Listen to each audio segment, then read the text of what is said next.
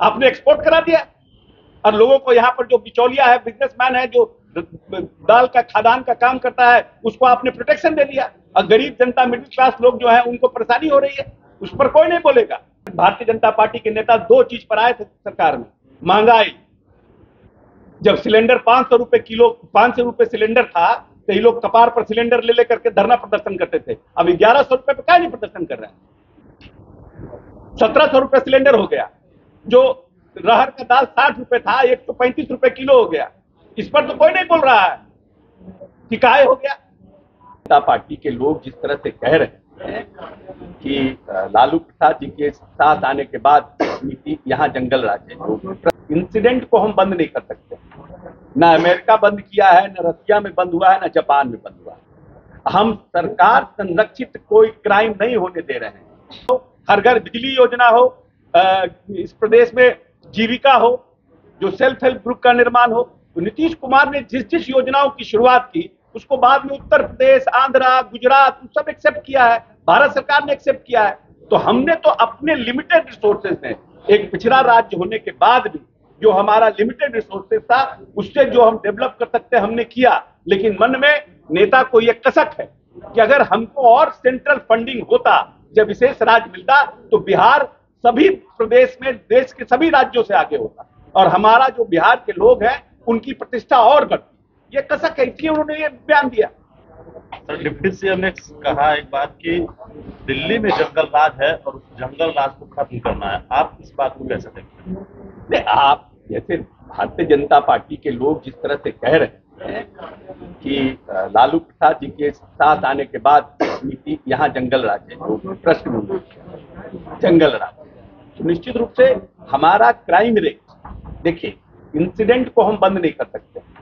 ना अमेरिका बंद किया है, न रसिया में बंद हुआ है, न जापान में बंद हुआ है। हम सरकार संरक्षित कोई क्राइम नहीं होने दे रहे हैं। कोई आप एमएलए के ऊपर ये नहीं कह सकते कि इस एमएलए ने सरकार के राजनीतिक संरक्षण में कोई क्राइम किया, या हम उसको प्रोटेक्शन दे रहे हैं। हम किसी भी हालात में अगर कोई भी हमारा एमएलए भी इन्वॉल्व रहता है, तो उस पर हम लोग एक्ट करते हैं। तो ये पूरा मास में ये जो है, जनता में ये जानकारी है कि अगर आप किसी तरह के गलत गतिविधियों में इन्वॉल्व होंगे तो सरकार का संरक्षण है। और जो घटनाएं होती है उस पर त्वरित कार्रवाई की जाती है, उसको फास्ट ट्रैक कोर्ट में ले जाते हैं, उसको सजा दिलाने का प्रयास करते हैं। सरकार पूरी तरह से काम कर रही है। अब आप कहिएगा कि यहाँ है, तो हम कहेंगे कि दिल्ली में भी है, हम कहेंगे कि गुजरात में भी है। घटनाएं तो वहां भी हो रही है, क्राइम तो वहां भी हो रही है। नेशनल क्राइम रिपोर्ट निकाल के देखिए। सिर्फ बयान देने से नहीं ना होगा। भाजपा क्या विधायक समस्तीपुर की घटना के बाद सारे लोग समस्तीपुर गए हैं। भाजपा के कई विधायक समस्तीपुर में जो हत्या हुई थी उसके विरोध में भाजपा के विधायक वहां जा रहे हैं। भाजपा ने तय किया कि जहाँ भी घटना घटेगी वहाँ उनके सारे विधायक। अच्छा है, ये तो विपक्ष की जो भूमिका है उसका भारतीय जनता पार्टी निर्वहन कर रहा है। ये तो अच्छी बात है। प्रशासन के ऊपर, जो लोग पदाधिकारी हैं उनके ऊपर दबाव बनेगा, और सरकार जो चाहती है जल्दी से जल्दी उसको गिरफ्तार करना, फास्ट ट्रैक कोर्ट में ले जाना, उसमें और सहूलियत मिलेगा। जाना चाहिए, ये तो विपक्ष का काम ही है, कुछ करना ही चाहिए।